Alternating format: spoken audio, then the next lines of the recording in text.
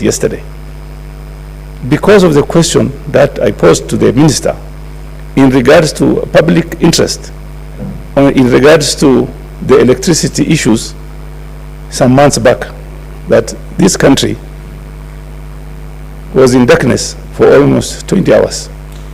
And this question was very simple, Honorable Speaker. We have a problem.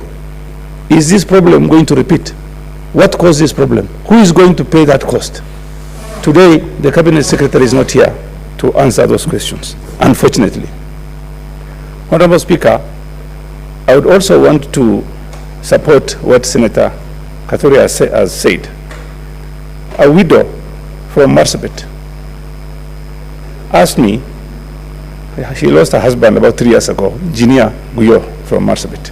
And she asked me to go to NHIF to see if she can get the dues that's supposed to be payable to her.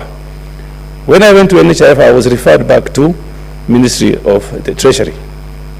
I was told the money is going to be paid from the Treasury. And today, the letter we received today is the Treasury CSC saying this is not his responsibility. It is the responsibility of the Ministry of Health. Honorable Speaker, I know very well, even Senator Kaduri knows very well, that he was also referred back to the Treasury. And he should come here and tell us what part he can be responsible of. And then the other part he can leave the Ministry of Health to deal with. Honorable Speaker, finally, I'd want to say, Honorable Speaker, please take some action. You remember when I brought the vegetable oil issue to this house, the CS Courier didn't want to come here. And yesterday you've seen in the papers, even today's paper, the lady in charge of KNTC was arrested because of the same issue, vegetable oil. This country have lost over 15 billion shillings, Mr. Speaker.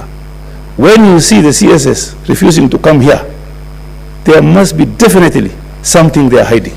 Please, Mr. Speaker, please, you are the father of this house. You are in charge of this house. You are in charge of this Senate.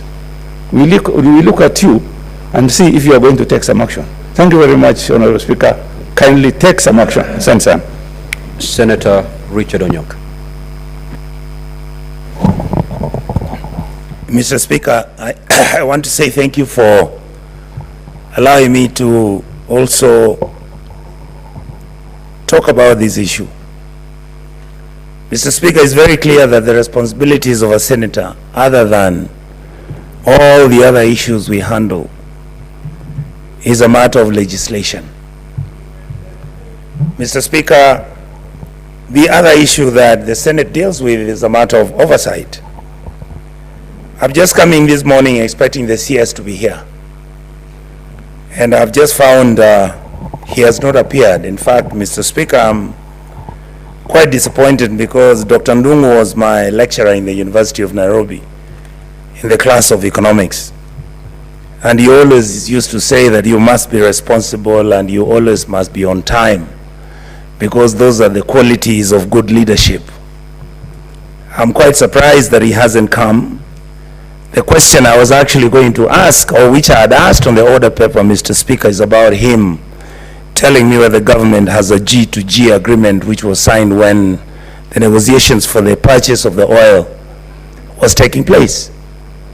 The cabinet secretaries must understand that the responsibility they hold and their job primarily, Mr. Speaker, is to serve this country. Even when they have been selected and nominated by the president to actually work on behalf of the president, they are actually answerable to Kenyans. And those questions that Kenyans are asking us are the ones we want the cabinet secretaries to come and give us answers.